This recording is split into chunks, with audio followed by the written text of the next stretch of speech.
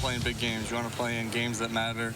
And the bigger the game, the later the season, the better situation you're in. It's Wisconsin's biggest game of the season, and it's not just because it's the next one on their schedule. He's Jim Polzine from the Wisconsin State Journal. I'm Zach Hanley, and this is the Badger Blueprint.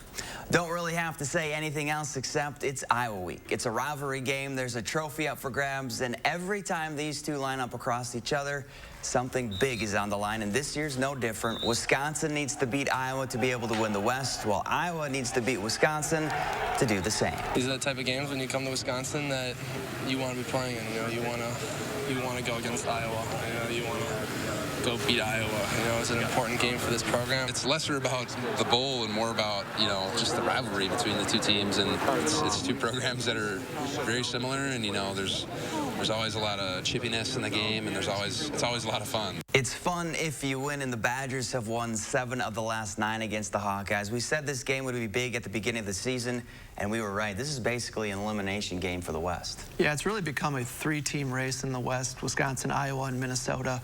Any of those teams could still win it the rest of the way. It's really a must-win for Wisconsin. I mean, they cannot afford another loss. Iowa could lose this game and still be on track to win the West Division, but Wisconsin can't afford a loss at this point. They need to win. They need to beat Iowa. They probably need to win out. Wisconsin likes to run the ball and stop the run. So does Iowa. They're different schemes on defense and different run block styles on offense, but these two teams are like mirror images of each other.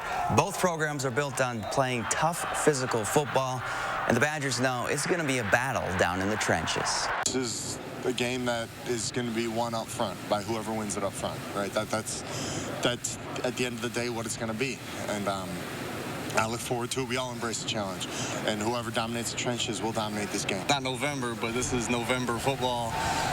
It's fun. That's what you expect when you play Iowa. That's what hopefully they expect when they play us. It's a very physical battle. These are the type of games that you wish you had a bye week after it, because it's collision after collision every play, Jim. Yeah, two teams that just like to play a similar way. They recruit a lot of the same guys.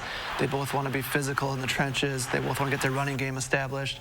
Both teams are going to be hurting next week because it's going to be, you know, just from the start of the game to finish, it's going to be physical play. Normally it's a skill position player or a quarterback who the Badger D has to look out for, but for the Hawks, it's their center, Tyler Linderbaum. He's one of the best linemen in the country. Yeah, that matchup between Linderbaum and Keanu Benton, the nose tackle for the Badgers, is an intriguing one, and that's frankly where my eyes are going to be on Saturday. Benton has quietly had a really good season. You know, you look at his stats, they're not going to blow you away. Jack Sanborn and Leo Chanel are getting most of the stats, but a lot of that is because of the work Benton is doing up in front of them, kind of taking on blockers and wreaking havoc that way. The Hawkeye defense is one of the best in the country at taking the ball away. In 7 games, they have 16 interceptions.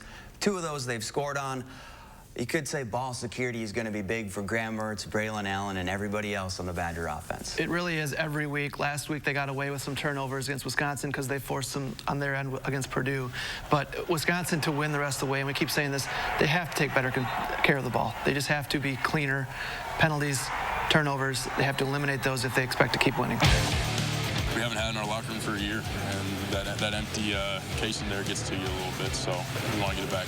It is the bull, and it's been missing in Madison since last season. While the Badgers say they're still upset after last year's loss in Iowa City.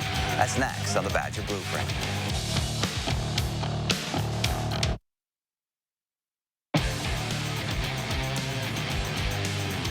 When it comes to trophy games, Wisconsin has owned their rivals. In the last 6 seasons, Wisconsin is 5-0 against Nebraska, 5-1 against Minnesota, and 4-2 against Iowa.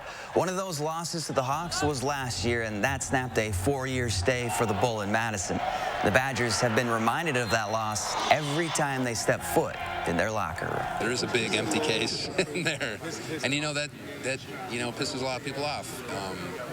You know, losing isn't always fun, and that's kind of a reminder of that. And, you know, I feel like that's more so a lesson to all the guys in that locker room, you know, that we got to win it back. It's tough walking past an empty trophy case, especially since every year I've been here, we had it until this past year, which was really difficult.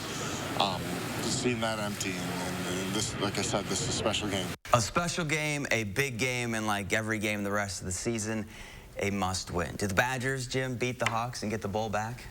I've been pretty awful predicting how this team's going to do, so take this with a grain of salt.